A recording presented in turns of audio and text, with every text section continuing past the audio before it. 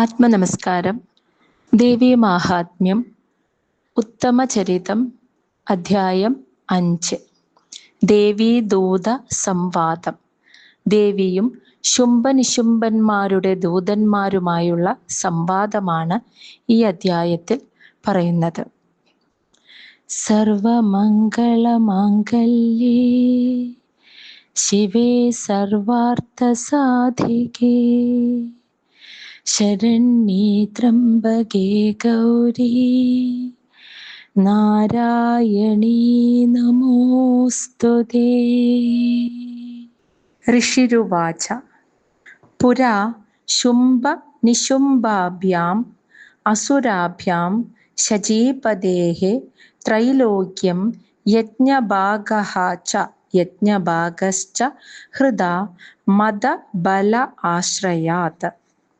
പുരാ പണ്ട് ശുംഭ നിശുംഭാഭ്യാം ശുംഭൻ നിശുംഭൻ എന്ന അസുരാഭ്യാം മഹാ അസുരന്മാർ മദബല ആശ്രയാത് തങ്ങളുടെ വരബലവും അഹങ്കാരവും കൊണ്ട് ത്രൈലോക്യം 3 ലോകങ്ങളെയും യജ്ഞഭാഗഃ ച യജ്ഞാദി കർമ്മങ്ങളിൽ ദേവന്മാർക്ക് കിട്ടാനുള്ള ഭാഗങ്ങളെയും ശചീപതേ ഇന്ദ്രനിൽ നിന്നും ഹൃദാ അപഹരിച്ചു എന്നാണ് പറയുന്നത്. അപ്പോൾ പണ്ട് ശുംഭനിശുംഭന്മാർ എന്ന മഹാ അസുരന്മാർ 2 പേരും ചേർന്ന് ബ്രഹ്മാവിനെ പ്രത്യക്ഷപ്പെടുത്താനായിട്ട് വരം നേടാനായിട്ട് തപസ് ചെയ്തു. ആ തപസ്സിൽ സംപ്രീതനായ ബ്രഹ്മദേവൻ അവർ ആഗ്രഹിച്ച വരമെല്ലാം അവർക്ക് കൊടുത്തു. അവരാഗ്രഹിച്ചതെല്ലാം അവർക്ക് വരമായി കൊടുത്തു. ആ വരബലവും അഹങ്കാരവും കൊണ്ട് ഇന്ദ്രനിൽ നിന്നും ദേവേന്ദ്രനിൽ ശചീപതേ എന്നാൽ ദേവേന്ദ്രനിൽ നിന്നും ത്രൈലോക്യം 3 ലോകങ്ങളെയും 3 ലോകങ്ങളുടെയും അധിപതി ദേവേന്ദ്രനായിരുന്നു. അപ്പൊ ദേവേന്ദ്രനിൽ നിന്ന് 3 ലോകങ്ങളെയും യജ്ഞാദി കർമ്മങ്ങളിൽ ദേവന്മാർക്ക് കിട്ടാനുള്ള ആ യജ്ഞഭാഗങ്ങളെയും ഈ ശുംഭനിശുംഭന്മാർ അപഹരിച്ചു. ദേവന്മാരിൽ നിന്നും ദേവേന്ദ്രനിൽ നിന്നും അതെല്ലാം അപഹരിച്ചു. തൗ ഏവ സൂര്യതാം തദ്വത് അധികാരം തഥാ ഐന്ദവം കൗബേരം അധ യാമ്യം ച ചക്രാദേ വരുണസ്യ ച.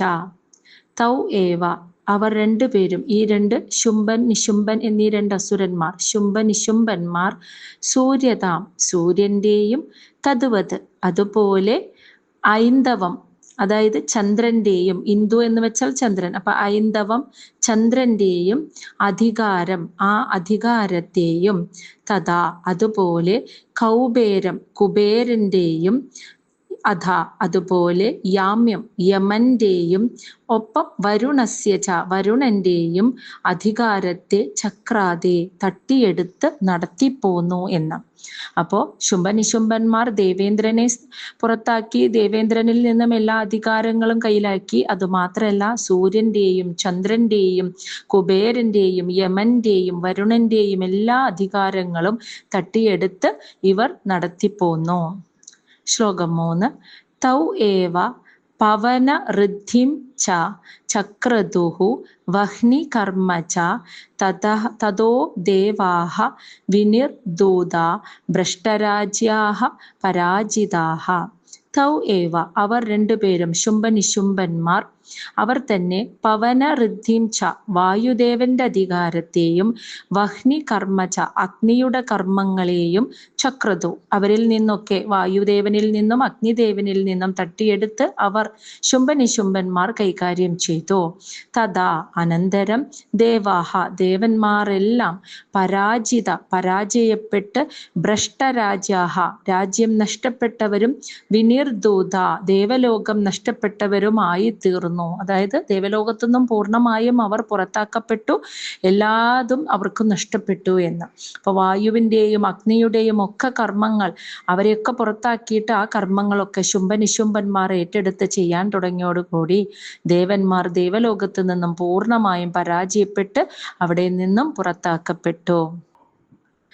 ഹൃദാ അധികാരഃ ത്രിദശഃ താഭ്യാം സർവേ നിരാകൃതാഃ മഹാ അസുരാഭ്യാം താം ദേവി സംസ്മരന്തി അപരാജിതാം.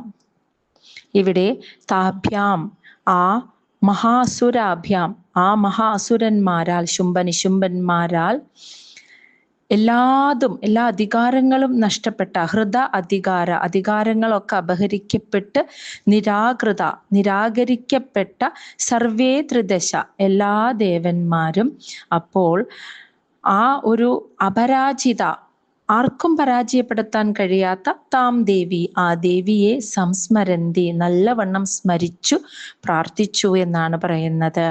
അപ്പോൾ എല്ലാം ഈ മഹാസുരന്മാരാൽ എല്ലാ അധികാരങ്ങളും നഷ്ടപ്പെട്ട് ദേവലോകവും നഷ്ടപ്പെട്ട് നിരാകരിക്കപ്പെട്ട ദേവന്മാർ ആ നിമിഷം ആർക്കും പരാജയപ്പെടുത്താൻ കഴിയാത്ത ദേവിയെ നല്ലവണ്ണം സ്മരിച്ചു.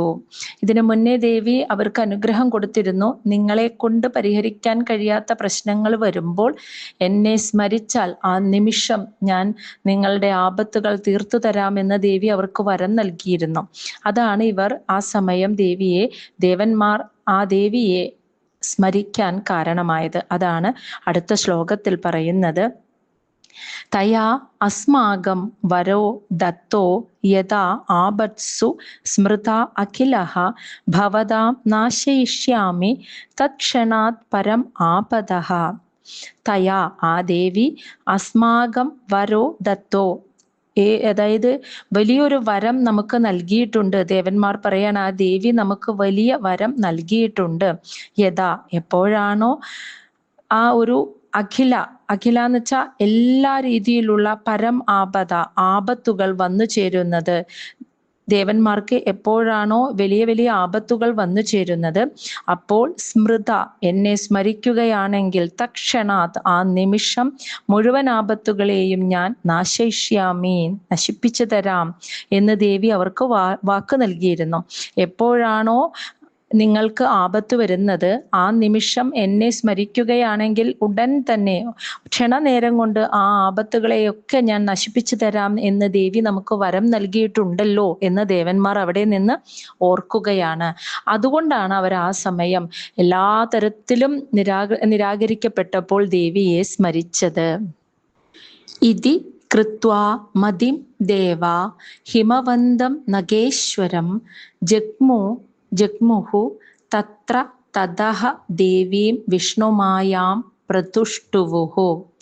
ഇതി കൃത്വാ മതിം ഇപ്രകാരം നിശ്ചയിച്ചുറപ്പിച്ച് ദേവന്മാർ നഗേശ്വരം പർവ്വതശ്രേഷ്ഠനായ ഹിമവാനെ ജഗ്മു പ്രാപിച്ചു. അതായത് ഹിമാലയത്തിൽ ചെന്നിട്ട് തതഃ അനന്തരം തത്ര അവിടെ വെച്ച് വിഷ്ണുമായയായ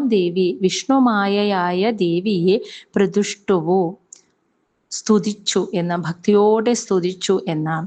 അപ്പൊ ഇപ്രകാരം ദേവി വരം നൽകാം, ആപത്ത് വരുമ്പോൾ എന്നെ സ്മരിച്ചാൽ ഞാൻ അതിൽ നിന്നും രക്ഷിക്കാമെന്ന് നൽകിയ ആ വരം അത് മനസ്സിൽ ആലോചിച്ച് ഉറപ്പിച്ച് ദേവന്മാർ പർവ്വതശ്രേഷ്ഠനായ ഹിമവാനെ പ്രാപിച്ച് വിഷ്ണു എന്ന് വെച്ചാൽ വിശ്വം മുഴുവൻ വ്യാപിച്ചു നിൽക്കുന്ന ആ ഭഗവാന്റെ മായാശക്തിയായിരിക്കുന്ന ആ ദേവിയെ ഭക്തിയോടെ സ്തുതിച്ചു. ഇനി ദേവന്മാർ ആ ദേവിയെ സ്തുതിക്കുന്നതാണ് നമ്മൾ കാണാൻ പോകുന്നത്. ഇതാണ് ദേവീ സൂക്തം എന്ന പേരിൽ അറിയപ്പെടുന്നത്. ദേവന്മാർ പറഞ്ഞു, നമോ ദേവ്യൈ മഹാദേവ്യൈ ശിവായൈ സതതം നമഃ. നമ പ്രകൃത്യൈ ഭദ്രായൈ നിയതാഹ പ്രണതാഹ സ്മ താം. ദേവിയെ നമഃ, ആ ദേവിയെ നമസ്കരിക്കുന്നു. മഹാദേവിയെ, മഹാദേവന്റെ പത്നിയായ സ്വയം പ്രകാശരൂപിണിയും മഹാന്മാരായ ബ്രഹ്മാദികളാൽ പോലും സ്തുതിക്കപ്പെടുന്നവളും ഈ ലോകത്തിൽ എല്ലാവർക്കും മംഗളം നൽകുന്നവളും ശിവായെ മംഗളരൂപിണിയുമായ ദേവിയെ സതതം നമഃ എപ്പോഴും ഞങ്ങളിതാ നമസ്കരിക്കുന്നു. നമഃ പ്രകൃതിയെ, ഈ പ്രകൃതി സ്വരൂപിണിയും ഈ ലോകത്തിലെ എല്ലാത്തിനും കാരണഭൂതയായവളും ഭദ്രായേ, ഭദ്ര എല്ലാവർക്കും മംഗളം നൽകുന്നവളുമായ ആ ദേവിയെ നിയതാ പ്രണതാഹ സ്മ താം ഞങ്ങളിതാ നമസ്കരിക്കുന്നു, വിനീതരായി നമസ്കരിക്കുന്നു. അപ്പോൾ സ്വയം പ്രകാശരൂപിണിയും മഹാന്മാരായ ബ്രഹ്മാദികളാൽ പോലും സ്തുതിക്കപ്പെടുന്നവളും ഈ ലോകത്തിൽ എല്ലാവർക്കും മംഗളം ചെയ്യുന്നവളും ലോകത്തിന്റെ കാരണഭൂതയായവളും പ്രാർത്ഥിക്കുന്നവർക്ക് നല്ല ഫലം നൽകുന്നവളുമായ ആ ദേവിയെ ഞങ്ങളിതാ വിനീതരായി നമസ്കരിക്കുന്നു. രൗദ്രായൈ നമോ നിത്യായൈ ഗൗര്यै ധാത്ര്यै നമോ നമഃ. ജ്യോത്സ്നായൈ ച ഇന്ദുരൂപിണ്यै സുഖായൈ സതതം നമഃ. രൗദ്രായൈ രുദ്രനെ പോലെ ഉഗ്രമായ രൂപത്തോടു കൂടിയവളും നിത്യായൈ നിത്യയും എപ്പോഴും നിത്യമായവളും ധാത്രിயை അതായത് ഈ ജഗത്തിനെ ധരിച്ചവള്, ധാത്രി എന്ന് വെച്ചാൽ നിത്യകന്യകയാണെങ്കിലും ലോകത്തിന്റെ മാതാവാണ്, ഈ ജഗത്തിനെ ധരിച്ചവളും ഗൗരൈ ഗൗരിയുമായ ദേവിക്ക് നമോ നമഃ വീണ്ടും വീണ്ടും നമസ്കാരം. ഒപ്പം ജ്യോത്സ്നായൈ പ്രകാശരൂപിണിയും ച ഇന്ദുരൂപിണ്यै ചന്ദ്രസ്വരൂപിണിയുമായ സുഖായൈ പരമാനന്ദ സ്വരൂപയുമായ ആ ദേവിക്ക് സതതം നമഃ എല്ലായ്പ്പോഴും നമസ്കാരം എന്ന ദേവന്മാർ സ്തുതിക്കുന്നത്. രുദ്രനെ പോലെ ഉഗ്രമായ രൂപത്തോടു കൂടിയവളും നിത്യയും ധാത്രിയും ഗൗരിയുമായ ദേവിക്ക് വീണ്ടും വീണ്ടും നമസ്കാരം. പ്രകാശരൂപിണിയും ചന്ദ്രസ്വരൂപിണിയും പരമാനന്ദ സ്വരൂപയുമായ ദേവിക്ക് എല്ലായ്പ്പോഴും നമസ്കാരം. കല്യാണി പ്രണതാം വൃദ്ധൈ സിദ്ധൈ കൂർമോ നമോ നമഃ. നൈഋത്यै ഭൂഭൃതാം ലക്ഷ്മ്यै ശർവാണ്യൈതേ നമോ നമഃ. കല്യാണി സർവമംഗളങ്ങളും നമസ്കരിക്കുന്നവർക്ക് സർവമംഗളങ്ങളും നൽകുന്നവളും, പ്രണതാം വൃദ്ധൈ സർവ ഐശ്വര്യങ്ങളും നൽകുന്നവളും, സിദ്ധൈ അഷ്ടസിദ്ധി സ്വരൂപിണിയുമായ കൂർമ്മ മഹാവിഷ്ണുവിന്റെ കൂർമാവതാരത്തിന് ശക്തി നൽകിയവളുമായ ആ ദേവിക്ക് നമോ നമഃ എന്നും എന്നും നമസ്കാരം. ഇനി നൈഋത്യെ അസുരന്മാരുടെ ശക്തിയായിരിക്കുന്നതും, ഭൂഭൃതാം ലക്ഷ്മി ഭൂമി ഭരിക്കുന്ന രാജാക്കന്മാരുടെ ലക്ഷ്മിയായിരിക്കുന്നവളും, ശർവാണ്യൈതേ ശിവശക്തിയായിരിക്കുന്ന ആ ദേവിക്ക് നമോ നമഃ വീണ്ടും വീണ്ടും നമസ്കാരമെന്ന്. അപ്പം നമസ്കരിക്കുന്നവർക്ക് സർവമംഗളങ്ങളും ഐശ്വര്യങ്ങളും നൽകുന്നവളും അഷ്ടസിദ്ധി സ്വരൂപിണിയും അസുരശക്തിയായിരിക്കുന്നതും രാജലക്ഷ്മി ഭൂമി ഭരിക്കുന്ന രാജാക്കന്മാരുടെ ലക്ഷ്മിയായിരിക്കുന്നവളും ശിവഭഗവാന്റെ മഹാദേവന്റെ ശക്തിയുമായിരിക്കുന്ന ആ ദേവിയെ ഞങ്ങളിതാ നമസ്കരിക്കുന്നു. ദുർഗായൈ ദുർഗപാരായൈ സാരായൈ സർവകാരിണ്यै ഖ്യാത്यै തഥായേവ കൃഷ്ണായൈ ധൂമ്രായൈ സതതം നമഃ. ദുർഗായൈ ദുർഗപാരായൈ എന്ന് വെച്ചാൽ ഭക്തജനങ്ങളെ സംസാരസാഗരമാകുന്ന ഈ ലോക ജീവിതത്തെ ഇതിലെ കടക്കാൻ സഹായിക്കുന്ന ആ ദുർഗാദേവി, അതാണ് ദുർഗായെ എന്ന് വിളിക്കുന്നത്. അപ്പൊ ഭക്തജനങ്ങളെ സംസാരസാഗരം മറികടക്കാൻ സഹായിക്കുന്ന ആ ദുർഗാദേവിയും, സാരായെ സകലത്തിനും സാരമായവളും, സർവകാരുണ്യെ സർവജഗത്തിനെയും സൃഷ്ടിക്കുന്നവളും, ഖ്യാത്यै യശോരൂപിണി യശസ്സായിരിക്കുന്നവളും, തഥായേവ അതുപോലെ കൃഷ്ണായേ കറുപ്പ് നിറം ചിലവർക്ക് കൃഷ്ണവർണ്ണയായും കറുപ്പ് നിറമായും, ധൂമ്രായേ ചിലവർക്ക് ധൂമ്രായേ എന്ന് വെച്ചാൽ ധൂമ്രവർണ്ണം എന്നാൽ ചുവപ്പ് നിറമായിരിക്കുന്നവളുമായ ആ ദേവിയെ സതതം നമഃ എല്ലായ്പ്പോഴും ഞങ്ങൾ നമസ്കരിക്കുന്നു എന്ന്. അപ്പോൾ ദുർഗായേ എന്ന നാമം രണ്ട് രീതിയിൽ അർത്ഥം മനസ്സിലാക്കാം. ഒന്ന്, ഭക്തജനങ്ങൾക്ക് ഈ സംസാരസാഗരം അത്യധികം മറികടക്കാൻ പ്രയാസമേറിയ ആ ഒരു സംസാര സാഗരത്തെ കടക്കാൻ സഹായിക്കുന്ന ദുർഗാദേവി, അതാണ് ദേവിയെ ദുർഗ എന്ന് വിളിക്കുന്നത്. പിന്നെ ഒരു ഭക്തനെ പ്രാപിക്കാൻ പ്രയാസമേറിയവൾ, അതാണ് ദുർഗ. അതായത് ദേവിയെ അറിയ എന്ന് പറഞ്ഞാൽ പ്രാപിക്കാൻ അത്യധികം പ്രയാസമാണ്. അതുകൊണ്ടാണ് ദുർഗ എന്ന് ദേവിയെ വിളിക്കുന്നത്. അപ്പൊ അങ്ങനെയുള്ള ദേവിയും സകലത്തിന് സാരമായവളും സർവകാരുണ്യെ, സർവജഗത്തിനെ സൃഷ്ടിച്ചവളും യശസ്സായിരിക്കുന്നവളും കൃഷ്ണവർണ്ണയും ധൂമ്രവർണ്ണയുമായിരിക്കുന്ന ദേവിക്ക് എപ്പോഴും ഞങ്ങൾ നമസ്കരിക്കുന്നു. അതിസൗമ്യ അതിരൗദ്രായൈ നതാഹ തസ്യൈ നമോ നമഃ. നമോ ജഗത് പ്രതിഷ്ഠായൈ ദേവ്യൈ കൃത്യൈ നമോ നമഃ.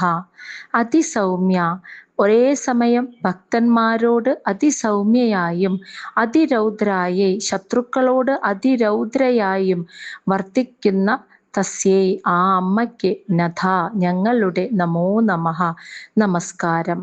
ഇനി നമോ ജഗത് പ്രതിഷ്ഠായൈ, ഈ ജഗത്തിന് ആധാരശക്തിയും കൃത്യേ, ക്രിയാത്മികയുമായ ദേവിയെ, ദേവിക്കായി നമോ നമഃ, അനേകം നമസ്കാരം എന്ന്. അപ്പോൾ ഒരേ സമയം ഭക്തന്മാരുടെ മുന്നിൽ അതിസൗമ്യയായും ശത്രുക്കളുടെ മുന്നിൽ അതിരൗദ്രഭാവത്തിലും വർത്തിക്കുന്ന ആ ദേവിക്ക് ഞങ്ങളുടെ നമസ്കാരം. അതോടൊപ്പം ഈ ജഗത്തിൻ്റെ ആധാരശക്തിയായിരിക്കുന്ന, ക്രിയാത്മികയായിരിക്കുന്ന ആ ദേവിക്ക് അനേകം നമസ്കാരം.